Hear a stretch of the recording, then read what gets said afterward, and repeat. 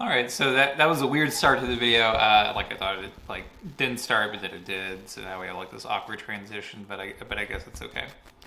Okay, so this is like another packback session kind of thing, and I just kind of want to highlight a couple questions. Again, this is not to say that there aren't like all of you haven't asked great questions that you guys have, but these are just ones that like I picked out. No other reason than that. So this first question comes from Thomas Moriello, who's like asking, "Are we pressuring people to be materialistic and successful instead of pursuing happiness?" And so basically he's talking about the financial wealth being the final goal and proof of a successful life, and about the impact on youth and how people commit crime to get on that. And so it says, makes a reference to Mesner and Rosenfeld on achievement orientation, saying our culture, where we are valued by possessions and achievements, pushes competition rather than, like having different things, and does this, move people to drive into crime.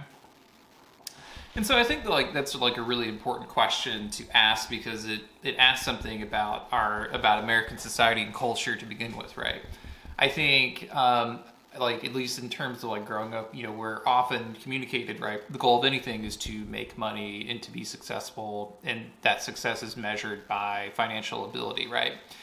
I would say like rarely anyone would look at a family member who, let's say they had, a ton of children, right? I think like we'll use the Duggars for example, right? So the Duggar family has 20 plus kids, right? And they are of Christian faith and believe that it's important to have as many children as possible. And they have like this wildly successful show, and they go around and they like preach, and like all their kids are having a bunch of kids and stuff like that. And so the interesting thing to me is that if we looked at the Duggar family and said like, wow, you raised like a lot of children, what a great job, people would be like, oh, okay, like it means you had a lot of kids. Does it really mean that you've accomplished anything by having a lot of kids?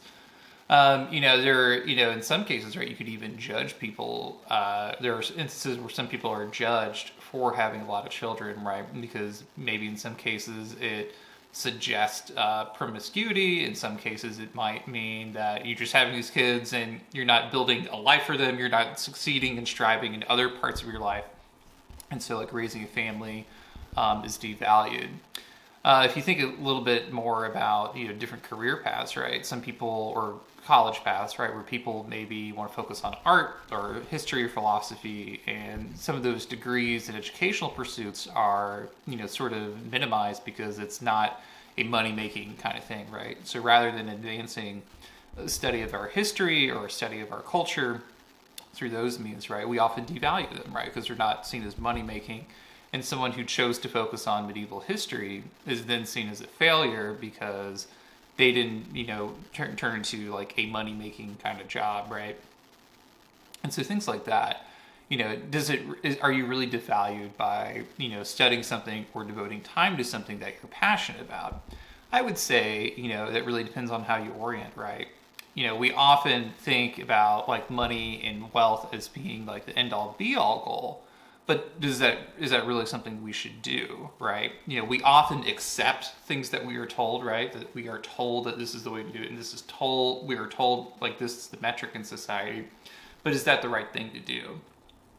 There's so many of these like assumptions that are carried down from generation to generation. We're taught to it by previous generations. We're taught to it from our parents, from our grandparents, in education and school systems and stuff like that.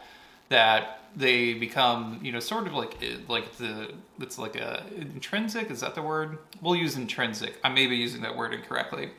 It's an intrinsic part of our society than to assume it, but we don't ever question like why it exists in the first place, right?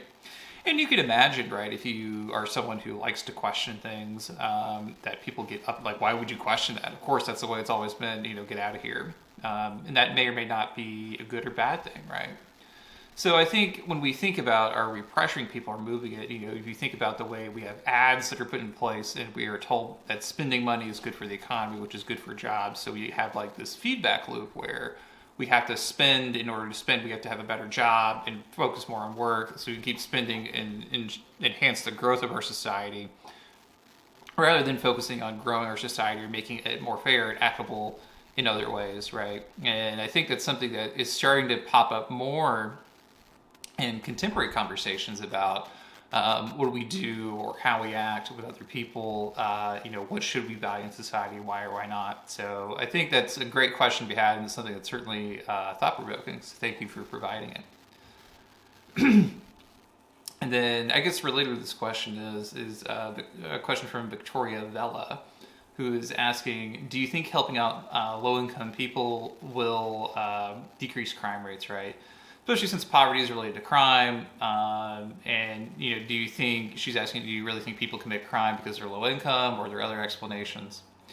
So this is one of the biggest struggles that people often have, or some people have, with like public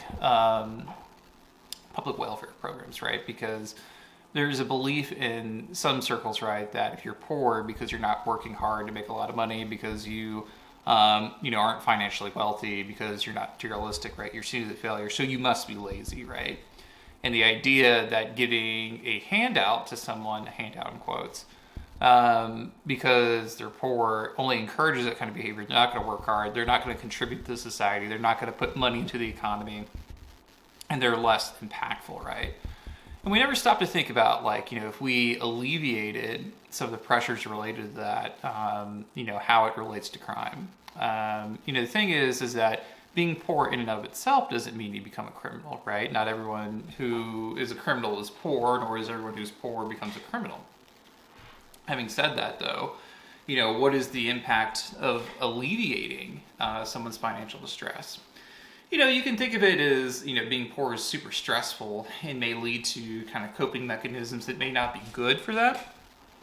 Maybe you're more inclined to drink, maybe you're more inclined to smoke, maybe you're more inclined to steal, rob, or something like that.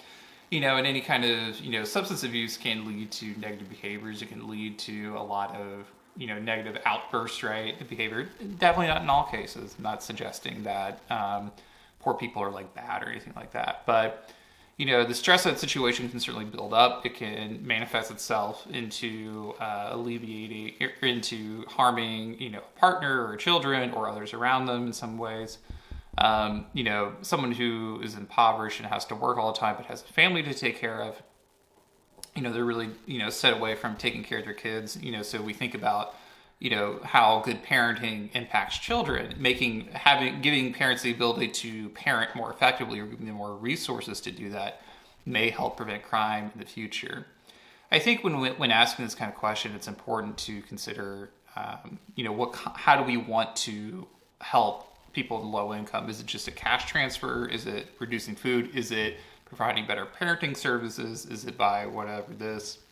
And I think what gets lost in a lot of that is that many people have this aversion to giving cash, which, okay, fine. But if you're not going to do that, how else are you going to help navigate the problem?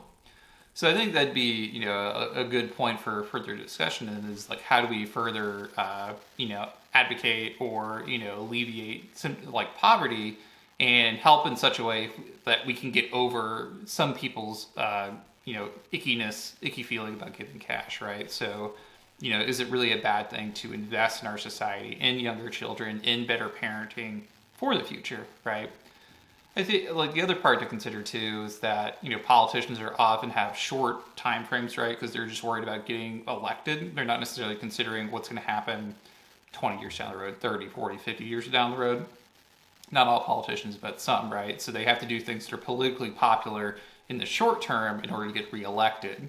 So, the kind of changes that are required for a long-term transformational thing, in theory, require, a lot of spending of political capital and movement in order to get to that point. Without it, may or may not work out, right? So there could be some hesitancy in the political arena to advocate and move towards these programs. But for now, thank you again, for you guys, for posting those questions. Do read them. But until then, I'll see you all later.